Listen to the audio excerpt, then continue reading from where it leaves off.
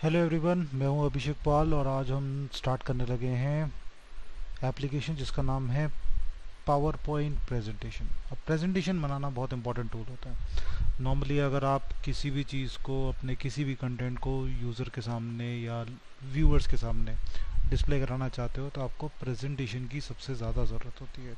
और इस प्रेजेंटेशन को बिल्डअप करने के लिए हमारे पास एक सॉफ्टवेयर है जिसका नाम है माइक्रोसॉफ्ट पावर पॉइंट।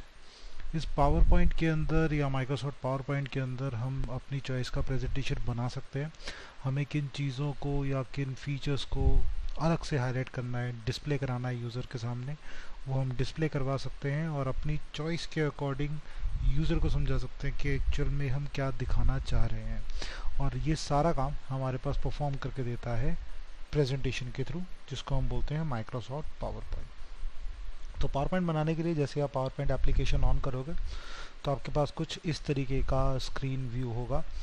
अब इस स्क्रीन के अंदर सबसे टॉप में जो हमारे पास ये जो पोर्शन हमारे पास सामने विजिबल हो, दिस इज कॉल्ड स्लाइड।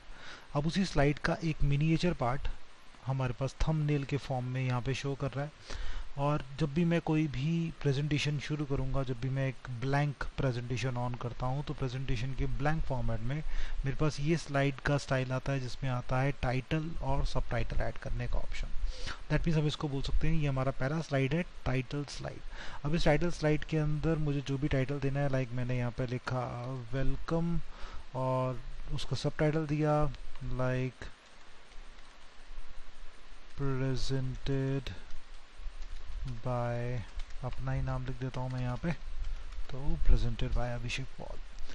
तो कुछ इस तरीके का मैंने एक कंटेंट यहाँ पे तैयार करा अपने टाइटल स्लाइड के अंदर। अब नॉर्मली प्रेजेंटेशन की क्वालिटी क्या है, प्रेजेंटेशन क्या काम करता है हमारे पास, या एक स्पेशलिटी इसकी जो हम कह सकते हैं कि वो ये है कि आप जो भी आप स्क्रीन पे दिखाना चाहते हो ये फुल स्क्रीन अप्लाई करेगा। लाइक अगर मेरे को इसको फुल स्क्रीन व्यू करना है तो फुल स्क्रीन देखने के लिए स्लाइड शो नाम का हमारे पास एक टैब आ रहा है इस पावर पॉइंट के अंदर। मैं जैसे ही स्लाइड शो में जाता हूँ तो इसमें मुझे सबसे पहला ऑप्शन मिलेगा फ्रॉम बिगिनिंग।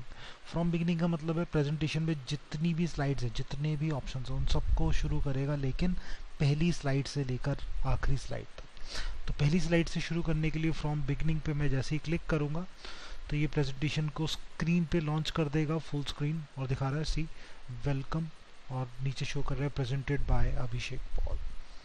जैसे आप इस पर क्लिक करोगे दैट मीन्स नेक्स्ट स्लाइड पे जाने की कोशिश करोगे, तो आप जैसे नेक्स्ट स्लाइड पे जाते हो तो यहाँ दिखा रहा है आगे कोई स्लाइड नहीं है, तो end of the slide show, click to exit. आप दोबारा क्लिक करेंगे तो वापस एग्जिट करके आप मेन स्क्रीन पर आ जाएंगे।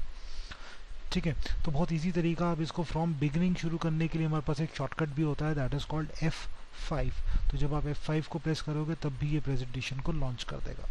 अब इस प्रेजेंटेशन को थोड़ा सा लुक एंड फील प्रोवाइड करना है या थोड़ा डेकोरेशन प्रोवाइड करना है, तो मेन चीज़ क्या होती है कि हम कंटेंट जो हम टेक्स्ट लिख रहे हैं उस टेक्स्ट को थोड़ा मॉडिफाई कर सकें, उसका फॉन्ट स्टाइल्स, कलर, इन सब चीज़ों को चेंज कर सकें। और प्लस साथ में जो बैकग्राउंड बहुत सिंपल सा आ रहा है वाइट सा, इस वाइट बैकग्राउंड की जगह कुछ इसको डेकोरेट कर सकें।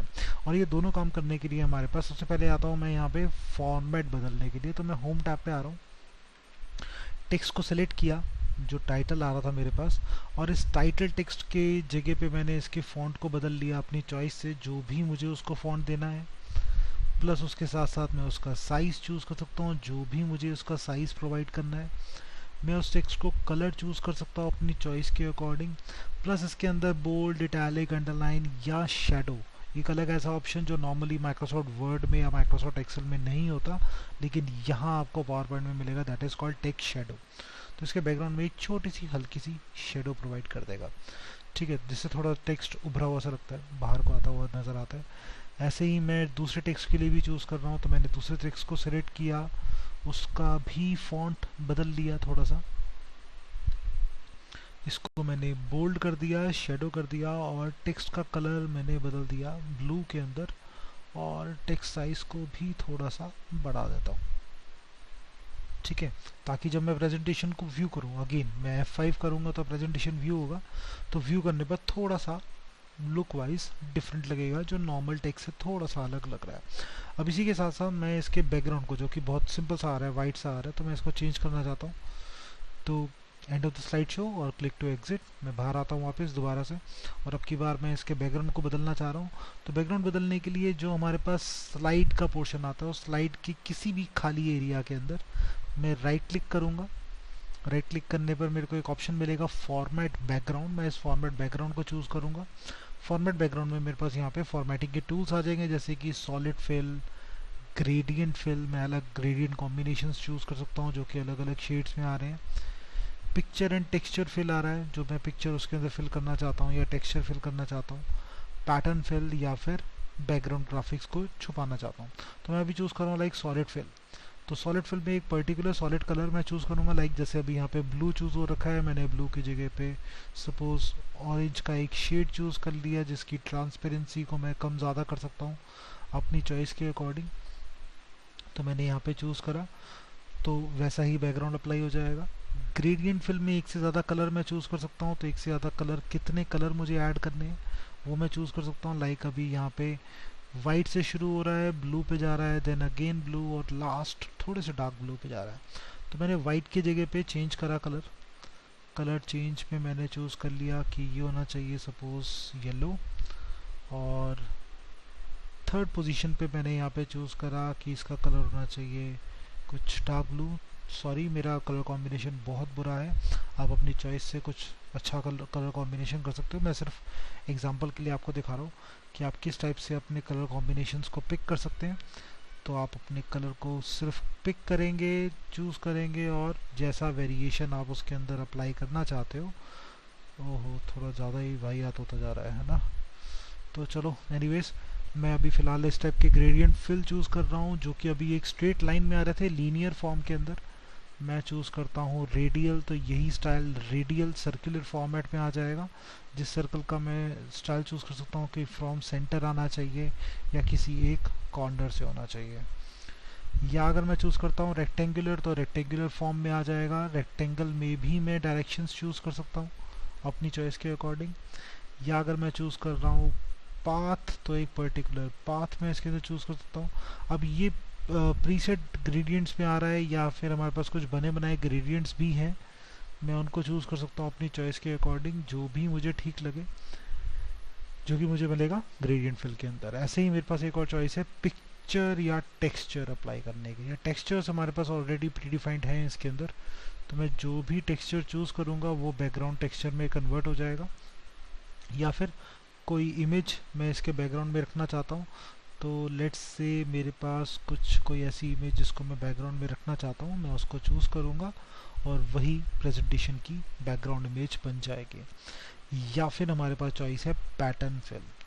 पैटर्न फिल में मैं अपनी चॉइस का पैटर्न दे सकता हूँ, जैसा भी मुझे पैटर्न स्टाइल चाहिए। पैटर्न के अंदर भी 2 कलर कॉम्बिनेशंस हैं, तो जो भी 2 कलर कॉम्बिनेशन हो, बहुत ज़्यादा ही बुरा लग रहा है, तो मैं अभी इसको ग्रेडियंट ही रहने देता हूँ और मैं इसको चूज़ कर रहा हूँ। जैसे ही मैंने इसको अप्लाई किया तो ये एक बैकग्राउंड आ गया, जिसको अगर मैं अगेन फुल स्क्रीन देखूंगा तो कुछ इस तरीके से नज़र आएगा। क्लियर है? अब ये हो गया हमारे पास स्लाइड को अप्लाई करने के लिए, जो मैंने टाइटल स्लाइड के साथ अप्लाई किया। अब टाइटल स्लाइड को थोड़ा और अट्रैक्टिव प्रेजेंटेबल बनाने के लिए हम उसको प्रेजेंटेशन के साथ साथ प्रोवाइड करते हैं टेक्स्ट को एक फीचर, जिसको हम बोलते हैं एनिमेशन। एनिमेशंस हमारे को मिलेंगे एनिमेशंस नाम के टैब के अंदर। मैं जैसे ही एनिमेशंस नाम के टैब में आता हूँ और किसी भी टेक्स्ट को सिलेक्ट करता हूँ, तो प्री डिफाइंड एनिमेशंस हमारे पास अवेलेबल हैं। एनिमेशंस को फर्दर हम 4 कैटेगरीज में डिवाइड करते हैं। एक कैटेगरी जिसको हम बोलते हैं एंट्रेंस, नाम से पता लग रहा है एंट्री करता हुआ आएगा। एक टाइप है हमारे पास जिसको हम बोलते हैं एम्फेसिस। एम्फेसिस भी नाम से पता लग रहा है कि अपने आप को हाईलाइट करेगा, एम्फेसिस देने का काम करेगा। एक फीचर है जिसका नाम है एग्जिट इफेक्ट। एग्जिट ये भी अपने नाम के जैसा ही काम करेगा कि ये प्रेजेंटेशन के अंदर जो एनिमेशन अप्लाई करेगा उस एनिमेशन को अप्लाई करके हटा देगा। और एक टाइप जिसको हम बोलते हैं मोशन पाथ, एक पर्टिकुलर पाथ जिसके अंदर कंटेंट या टेक्स्ट को मूव करने का काम करेगा। तो 4 अलग अलग वेराइटीज़ हैं हमारे पास अपने टेक्स्ट को एनिमेशन देने के लिए। तो लाइक मैं टेक्स्ट को प्रेजेंट करने का काम कर रहा हूँ, तो मैंने एंट्रेंस इफेक्ट चूज़ करा। तो ये बहुत सारे एंट्रेंस के अलग अलग स्टाइल्स आ रहे हैं, और जो भी मैं स्टाइल चूज़ करूँगा उसके साथ यहाँ प्रीव्यू इफेक्ट आ रहा है। दैट मीन्स कि उसका प्रीव्यू भी मुझे साथ साथ दिखाता रहेगा। लाइक मैंने चूज़ करा व्हील, तो जस्ट लाइक अ व्हील ये अप्लाई कर रहा है। फ्लाई इन, फ्लाई करता हुआ स्लाइड के अंदर आ रहा है। वाइप, तो वाइप करता हुआ हमारे पास शो कर रहा है, या बाउंस। तो इस टाइप के अलग अलग इफेक्ट्स हैं। मैं जो भी इफेक्ट देना चाहता हूँ मैं उसको अप्लाई कर सकता हूँ। लाइक मैंने चूज़ करा रैंडम बार्स, कुछ इस तरीके से। और ऐसे ही मैंने चूज़ करा दूसरे टेक्स्ट के लिए भी कुछ इसी टाइप के एंट्रेंस इफेक्ट्स, और इसमें मैंने चूज़ कर लिया डिज़ोल्व इन। अब ये रैंडम बार्स या डिज़ोल्व इन बहुत स्पीड से आ रहा है। अब इस स्पीड को अगर मैं चेंज करना चाहता हूँ तो मैं यहाँ पे इसकी स्पीड, एनिमेशन स्पीड मेरे को मिल रही है ड्यूरेशन एंड डिले, जिसके अकॉर्डिंग मैं इसको चूज़ कर सकता हूँ ये कैसा दिखना चाहिए। तो मैंने इसको डिले दिया कुछ 1 सेकेंड का। तो जब मैं इसको प्ले करने वाला हूँ या व्यू करने वाला हूँ तो ये थोड़े से स्लो प्रोसेस में हमारे पास यहाँ पे डिले में शो कर रहा है। तो इस टाइप का इफेक्ट मैं यहाँ पे दे सकता हूँ इसको, जैसा भी मुझे एनिमेशन के साथ मिल रहा है। यहाँ पे ऑन क्लिक आ रहा है, जब भी मैं इस पर क्लिक करूँगा तभी शो करेगा। लाइक मैंने इस पर जैसी प्रेजेंटेशन को रन किया तो जब मैं क्लिक करूँगा तभी शो करेगा। मैं दूसरा क्लिक अप्लाई करता हूँ तब ये दूसरा टेक्स्ट मुझे शो करेगा। मैं चाहता हूँ ये टेक्स्ट ऑटोमेटिकली आ जाए, तो फर्स्ट टेक्स्ट को मैंने चूज़ करा ऑन क्लिक की जगह विद प्रीवियस, मतलब पहले वाले के साथ। अब इससे पहले कुछ भी नहीं है तो ऑटोमेटिकली यही पहले आ जाएगा। सेकेंड टेक्स्ट मैंने चूज़ करा आफ्टर प्रीवियस, मतलब पहले वाले के बाद। जब पहले वाला कंटेंट ख़त्म हो जाएगा उसके बाद दूसरे कंटेंट को डिस्प्ले कराना शुरू करेगा। अब ऐसी सिचुएशन में जब मैं रन करता हूँ तो ये एक सीक्वेंशियल ऑर्डर में हमारे पास जनरेट होगा। क्लिक करेंगे तो एग्जिट करेगा और वापस बाहर आ जाएगा।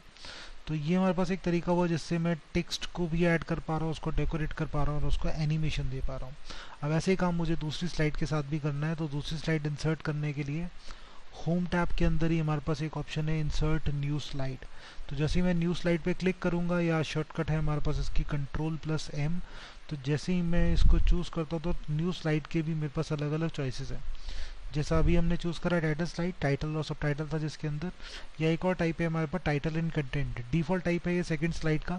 तो अगर मैं जैसे ही न्यू स्लाइड पे क्लिक करता हूँ सिर्फ, तो ऑटोमेटिकली टाइटल और सब टाइटल का एक ऑप्शन आ जाता है। तो मैं यहाँ पे टाइटल में चूज़ करता हूँ प्रेजेंटेशन, और मैंने यहाँ पे लिखा this is power point presentation, this includes animation to the text। तो मैंने ऐसे जो भी पॉइंट्स हाईलाइट करने हैं वो मैं यहाँ पे प्रोवाइड कर सकता हूँ। अगेन इसको भी मैं अपनी चॉइस से फॉर्मेट दे सकता हूँ। लाइक मैंने चूज़ करा कोई भी एक फॉर्मेटिंग स्टाइल, कोई भी एक कलर, या फिर मैंने यहाँ पे चूज़ करा कि कोई भी एक फॉर्मेट स्टाइल और उसके अकॉर्डिंग इसमें एक कलर, प्लस साथ में मैं इसको एक बैकग्राउंड प्रोवाइड कर रहा हूँ। तो फॉर्मेट बैकग्राउंड जिसे मैंने चूज़ करा ग्रेडियंट फिल, और ग्रेडियंट फिल में मैंने कोई एक ग्रेडियंट स्टाइल अप्लाई कर दिया। अब इसको एनिमेशन देना है तो अगेन मैं एनिमेशन पे जाऊँगा और फिर से मैं एनिमेशन चूज़ कर लूँगा। अब की बार मैं एम्फेसिस चूज़ कर रहा हूँ लाइक वेव, और इसके साथ साथ मैं इसमें चूज़ कर रहा हूँ एक और एनिमेशन स्टाइल एम्फेसिस के अंदर लाइक शिमर। ठीक है, तो मैं वेव को चूज़ कर रहा हूँ विद प्रीवियस, और शिमर को चूज़ कर रहा हूँ मैं आफ्टर प्रीवियस, ताकि जब मैं प्रेजेंटेशन को रन करूँ तो फर्स्ट स्लाइड, अब मैं क्लिक करूँगा तो स्लाइड चेंज होगा और सेकंड के प्रेजेंटेशंस स्टार्ट हो जाएंगे। जब ये स्टॉप होगा तो मैं दोबारा क्लिक करूँगा, प्रेजेंटेशन एंड करेगा और नॉर्मल वापस स्क्रीन पे आ जाएगा। तो ये एक तरीका जिससे मैं अपने टाइटल और टेक्स्ट दोनों तरीके के स्लाइड्स को क्रिएट कर पा रहा हूँ। अब यहाँ पे मैं चाहता हूँ कि स्लाइड जो मेरे पास यहाँ पे अपडेट हो रही है, मैं चाहता हूँ कि ये चेंज भी ऑटोमेटिकली हो जानी चाहिए, मुझे क्लिक ना करना पड़े।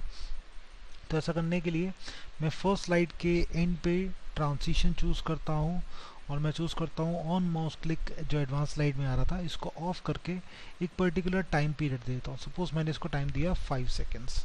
अब जैसे ही मैं इसको चूज़ करूँगा 5 सेकेंड्स के अंदर, तो ये उसी टाइप के अकॉर्डिंग ये अपडेट हो जाएगा हमारे पास। तो जैसे ही मैं इसको व्यू करता हूँ तो 5 सेकंड्स के बाद स्लाइड ऑटोमेटिकली चेंज हो जाएगा, मुझे कुछ क्लिक करने की ज़रूरत नहीं पड़ेगी, तो हमारे लिए थोड़ा सा कन्वीनियंट हो जाएगा। और मैं चाहता हूँ प्रेजेंटेशन एंड भी ऑटोमेटिकली हो जाए, तो सेकंड स्लाइड को भी मुझे उसको ट्रांजिशन टाइमिंग देना होगा।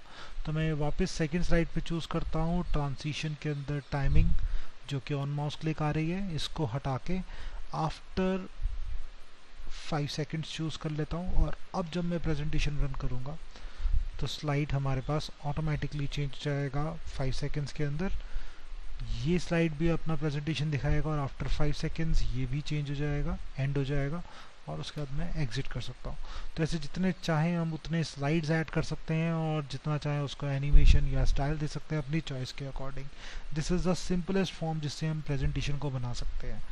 आगे आने वाले और ट्यूटोरियल्स के अंदर मैं और भी कुछ कंटेंट सिखाऊंगा कि अपने प्रेजेंटेशन को आप ज़्यादा अट्रैक्टिव कैसे बना सकते हैं, या किस किस टाइप के और एक्स्ट्रा टूल्स यूज़ कर सकते हैं इसको और हाईलाइटिंग बनाने के लिए। तो इन सब वीडियोस को देखने के लिए आप मेरे चैनल को सब्सक्राइब कर लीजिए, ताकि आगे आने वाले जितने भी वीडियोस हैं वो आप इजीली व्यू कर सकें। So that's all for today, have a nice day, bye bye.